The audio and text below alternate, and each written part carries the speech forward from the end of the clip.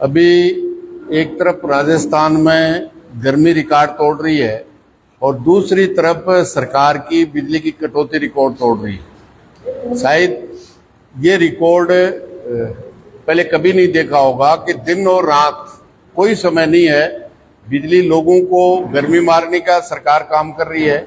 ये जो कलेक्टर यहाँ बैठता है हर 7वें दिन पानी और बिजली की मीटिंग करता है और सरकार को इन्फॉर्मेशन करता है कि बहुत व्यवस्थित काम है, बिजली की भी कोई समस्या नहीं है और पेयजल की भी कोई समस्या नहीं है।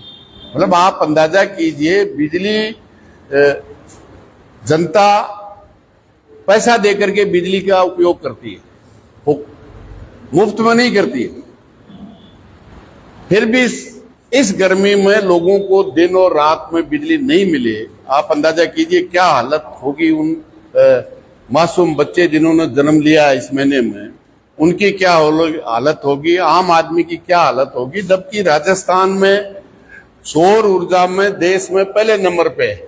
जितने राजस्थान को बिजली चाहिए उसकी डबल, मतलब 14,000 मेगावाट, पीक आवर्स में भी 14,000 मेगावाट है, जबकि 29,000 मेगावाट बिजली का उत्पादन राजस्थान की धरती पे हो रहा है, राजस्थान के हिस्से में हो रहा है।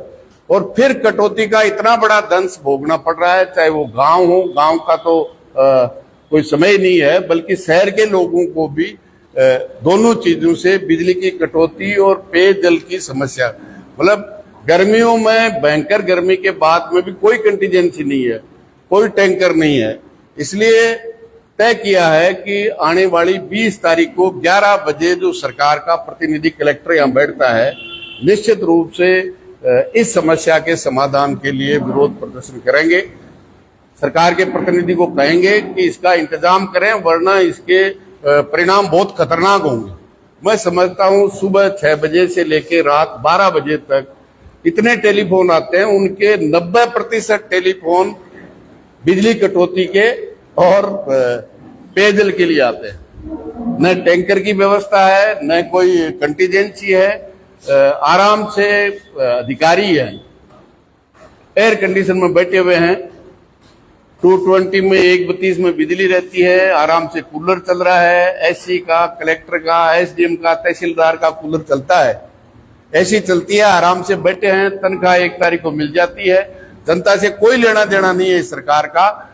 सरकार केवल जनता से, राजस्थान की और विशेष तौर से सीकर की जनता की इस हार का बदला ले रही है। मैं समझता हूं इससे ज्यादा कुछ नहीं हो सकता। इसलिए 20 तारीख को 11 बजे सीकर के कलेक्टर को और 21 तारीख को 11 बजे नीमका थाना के कलेक्टर के सामने इन समस्याओं के समाधान के लिए लोग उनका दरवाजे पे जाएंगे, समाधान की करेंगे। सरकार जो वायदा करके गई है, जनता का वोट लेके गई है, और डबल इंजन की सरकार है। अभी तो जो सौर ऊर्जा है वो 80% मुख्यमंत्री बताए बाहर दूसरे प्रांतों में भेजते हैं, जबकि पहला हक राजस्थान का है। राजस्थान की आवश्यकता को पूर्ति करने के बाद जो शेष बिजली रहती है और देश के किसी कोने में बेचे, हमें कोई ऐतराज नहीं है। घर का पूत कुंवारा डोले पाड़ोसिया का फेरा। जमीन हमारी, सुविधाएं हमारी, हमको बिजली नहीं दे करके देश के अन्य कोनों में दें, हमारे राजस्थान की आवश्यकताओं को पूर्ति कर दे, उसके बाद बस्ती है तो निश्चित रूप से दे। इस कटौती में आज की तारीख में फैक्ट्री में 1 मिनट का भी कटौती नहीं है। जहां मंत्री संतरी रहते हैं, बड़े बड़े अफसर रहते हैं, वहां कटौती नहीं है। तो फिर राजस्थान की ग्रामीण जनता ने क्या गुनाह किया है? इस सरकार की भैंस मारी है क्या? इसलिए निश्चित रूप से ये जो गुस्सा लोगों में है, हम सरकार से कहना चाहते हैं आपके माध्यम से, सरकार इसका तुरंत समाधान करे। कहीं भी कटौती लगानी पड़े, चाहे उन कंपनियों को बाध्य करना पड़े, लोगों की इस बिजली की कटौती से राहत प्रदान करे।